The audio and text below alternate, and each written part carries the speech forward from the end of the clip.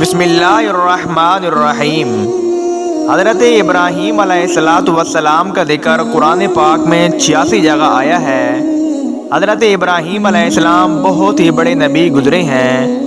دنیا میں جب بت پرستی کا زور ہو گیا، لوگ بتوں کو بناتے اور خود ان کی پوجا کرتے۔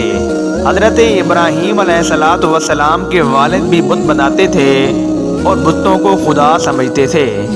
حضرت ابراہیم علیہ السلام ابھی بچے ہی تھے۔ وہ دیکھتے کہ میرے والد اور دوسرے لوگ خود ہی مٹی اور لکڑی سے بتوں کو بناتے ہیں اور پھر ان کو خدا سمجھنے لگتے ہیں۔ وہ حیران ہوئے کہ کس قدر بیوقوف ہیں، یہ سب لوگ ان بے جان مورتیوں کو خدا سمجھ رہے ہیں۔ حضرت ابراہیم علیہ السلام ان لوگوں سے کہتے کہ تم لوگ کیوں ان بتوں کو پوجتے ہو؟ یہ تمہیں نہ کوئی نفع دے سکتے ہیں نہ نقصان۔ مگر وہ جواب دیتے کہ جو ہمارے باپ دادا کرتے وہی ہم کر رہے ہیں۔ ایک روز ان لوگوں کا شہر سے باہر کوئی بڑا میلہ ہوا۔ یہ سب لوگ اس میلے میں شریک ہونے شہر سے چلے گئے، لیکن حضرت ابراہیم علیہ السلام اس میلے میں نہ گئے۔ ان کے پیچھے حضرت ابراہیم علیہ السلام ان کے ملک کے بڑے بت خانے میں گئے اور وہاں کے سب بتوں کو توڑ ڈالا، سوائے ایک سب سے بڑے بت کے، اور کلہاڑی جس سے سب بتوں کو توڑا تھا وہ اس بڑے بت کے کاندھے پر رکھ دی، جس سے یہ معلوم ہوتا تھا کہ یہ سب اسی نے توڑے ہیں۔ لوگ جب واپس آئے اور انہوں نے بتوں کی یہ درگت دیکھی کہ کسی کا سر نہیں ہے تو کسی کا پیر نہیں، تو بہت غصے ہوئے کہ یہ حرکت کس نے کی ہے۔ سب نے شبہ حضرت ابراہیم علیہ السلام پر کیا کہ وہی بتوں کو برا کہتے تھے اور میلے میں بھی نہیں گئے تھے۔ آخر ان کو بلا کر پوچھا کہ یہ بت کس نے توڑے ہیں۔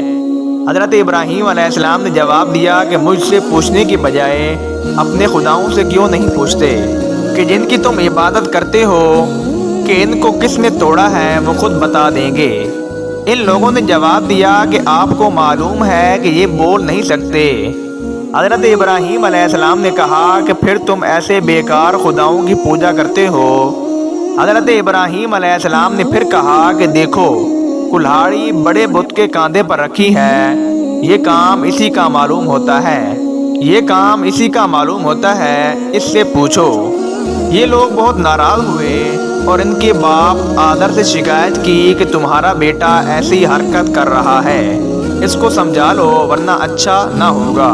حضرت ابراہیم علیہ السلام نے اپنے باپ کو بھی سمجھایا اور بت پرستی سے منع کیا اور عرض کیا کہ اے باپ، میں ڈرتا ہوں کہ تم پر خدا کا کوئی عذاب نازل نہ ہو۔ اس پر ان کے باپ بہت سخت ناراض ہوئے اور کہا کہ آئندہ تو نے مجھ سے کوئی ایسی بات کہی تو میں تجھے سنسار کر دوں گا، اور کہا کہ تو میرے پاس سے ہمیشہ کے لیے چلا جا۔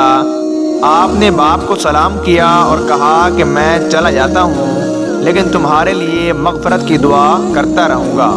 پھر اس کے بعد وہاں کے بادشاہ نمرود کو، جو بہت ظالم اور بت پرست تھا، ان سب باتوں کا پتہ چلا کہ آزر کا بیٹا ابراہیم لوگوں کو بتوں کی پوجا سے منع کرتا ہے اور ایک خدا کی دعوت دیتا ہے، تو اس نے ان کو اپنے دربار میں بلایا اور آپ سے جھگڑنے لگا۔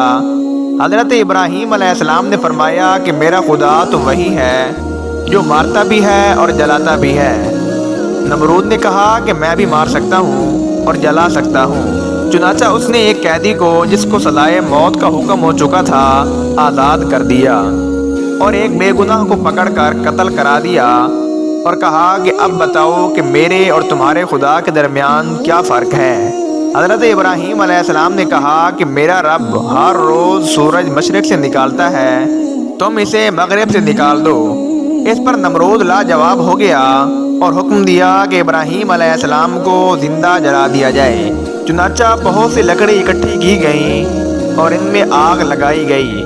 جب آگ بہت بھڑک اٹھی اور اس کے شعلے آسمان کی خبر لانے لگے تو حضرت ابراہیم علیہ السلام کو اس میں پھینک دیا گیا، مگر وہ آگ خدا کے حکم سے ٹھنڈی ہو گئی اور آپ کو آگ سے کوئی تکلیف نہیں پہنچی۔ اس طرح جو لوگ اللہ تبارک و تعالیٰ کے کہنے پر چلتے ہیں، اللہ پاک ان کو ہر تکلیف سے بچا لیتے ہیں اور ان کے لیے آسانیاں ہی آسانیاں ہو جاتی ہیں۔